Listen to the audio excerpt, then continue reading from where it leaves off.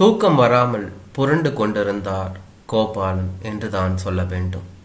மனசுக்குள் எங்களுக்கு வேணாம், எங்களுக்கு இது சரிப்படாது, வசதி போராது, வேற வீடு வாங்குறதா முடிவு பண்ணிட்டோம், இந்த வீட்டை வித்துட்டு எங்களுக்கு சேர வேண்டியதை கொடுங்க, எங்க வழியை நாங்க பார்த்துக்குவோம் என்று ஜெயந்தியும் ஸ்ரீதரும் பேசியவையே மீண்டும் மீண்டும் ரீவைண்ட் ஆகின.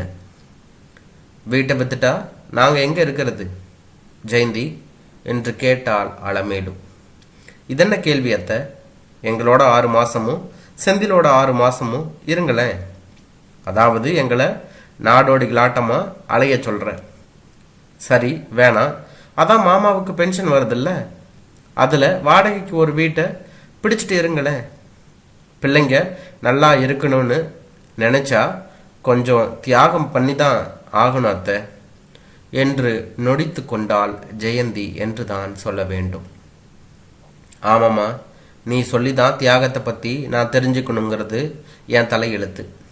என்ன செய்யறது, வயசான காலத்தில் நிழலா இருக்குன்னு தான் வாயை கட்டி வயிற்ற கட்டி இந்த வீட்டை கட்டினோம். இப்படி இதை வித்துட்டு நடுத்தருவில் நிற்க வேண்டி வரும்னு தெரிஞ்சிருந்தா கட்டாமலேயே இருந்திருப்போமே. இந்த வீடு ஜெயந்திக்கு பிடிக்கலப்பா. புறாக்கூடு மாதிரி வீட்டில் இத்தனை பேர் மூச்சு முற்றாப்புல இருக்குன்னு ஃபீல் பண்ணுறா.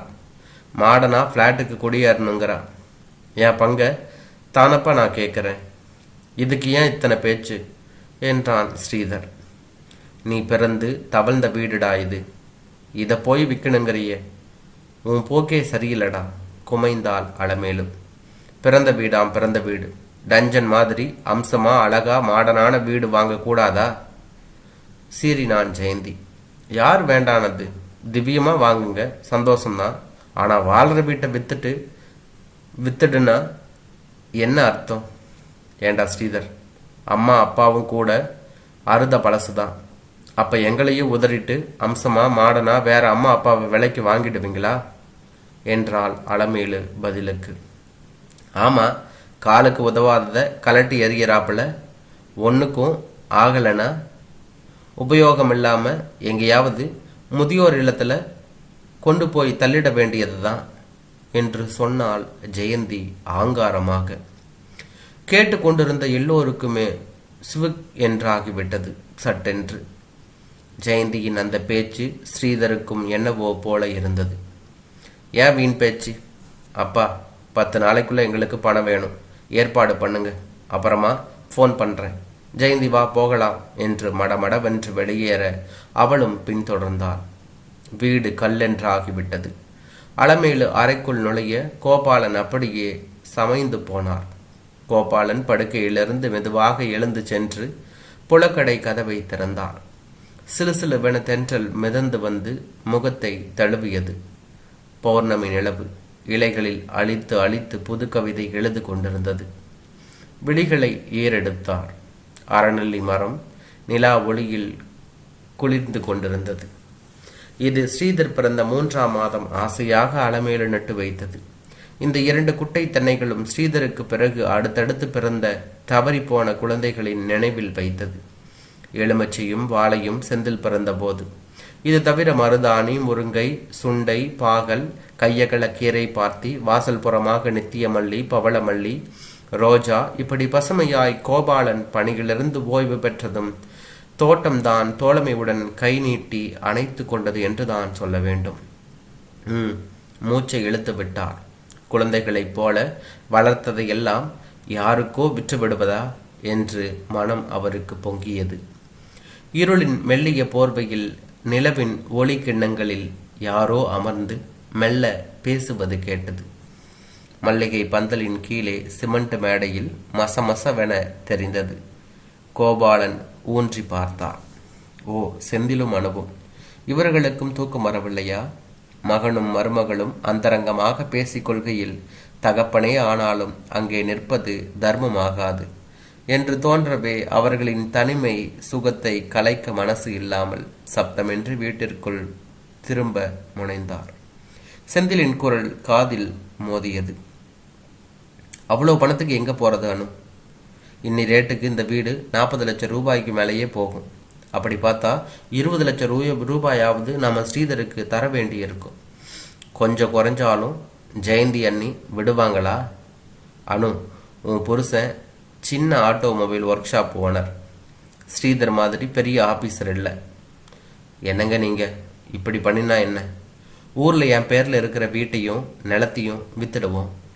நீங்கள் ஒர்க் ஷாப் மேலே பேங்க்கில் கடன் கேளுங்க. போதலைன்னா என் நகை இருக்குது, கைமாத்தா யாரிடமாவது கடன் வாங்குவோம்.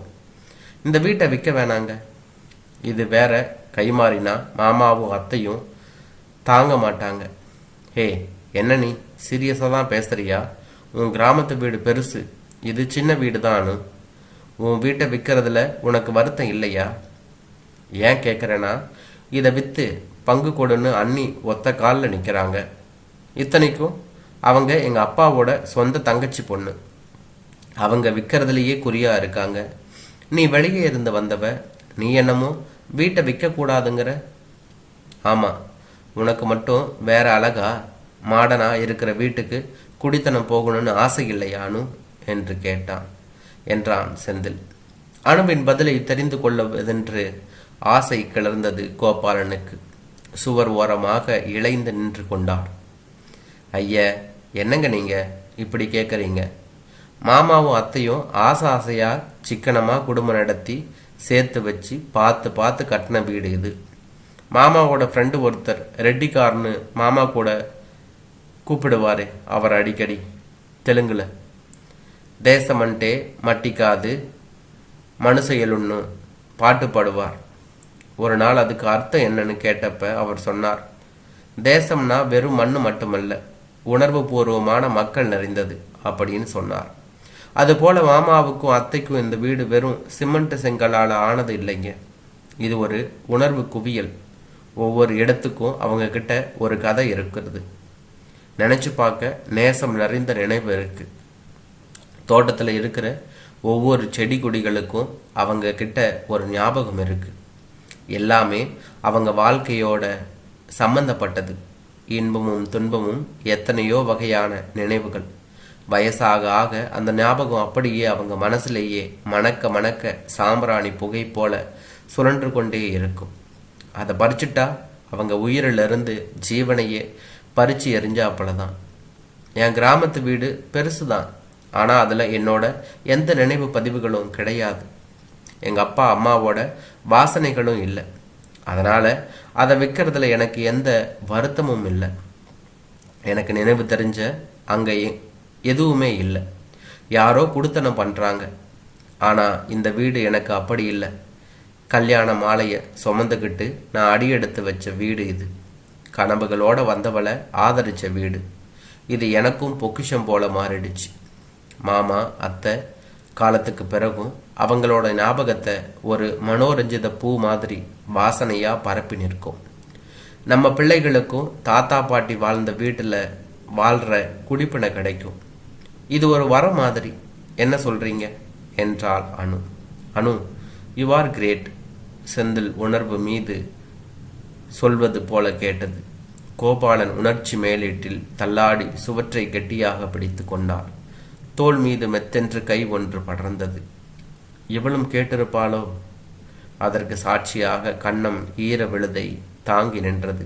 மெதுவாக ஆதரவுடன் கைகளை பற்றி கொண்டு படுக்கைக்கு வந்து விட்டார்கள் இருவரும். ஒரு வார்த்தை கூட எழும்பவில்லை அங்கே. இளையவர்கள் எல்லோரும் சுயநலவாதிகள் இல்லை. அணுவை போல முதியவர்களின் உணர்வுகளை பாராட்டுபவர்களும் இருக்கத்தான் செய்கிறார்கள். ஒரு சின்ன பெண் எத்தனை துல்லியமான தங்களின் உணர்வை படம் பிடித்து விட்டார் என்று இருவரின் மனதிலும் ஒரே எண்ணம்தான் ஓடியது. நெஞ்சு பெருமிதத்தில் துள்ளியது. இளையவளின் புரிதல் தந்த மகிழ்ச்சியில் முகத்தில் சந்தோஷம் தெரிந்தது. மனசு நிறைந்தது, லேசாகியது.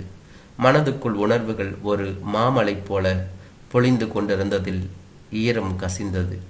வாழ்த்தியது நெஞ்சம். ஜன்னல் வழியே மலர்ந்து விட்ட மல்லிகையின் மனம் ஒரு திருடனைப் போல ரகசியமாக அறைக்குள் நுழைந்தது. ரம்மியமான மனதை நிறைத்தது என்றான்.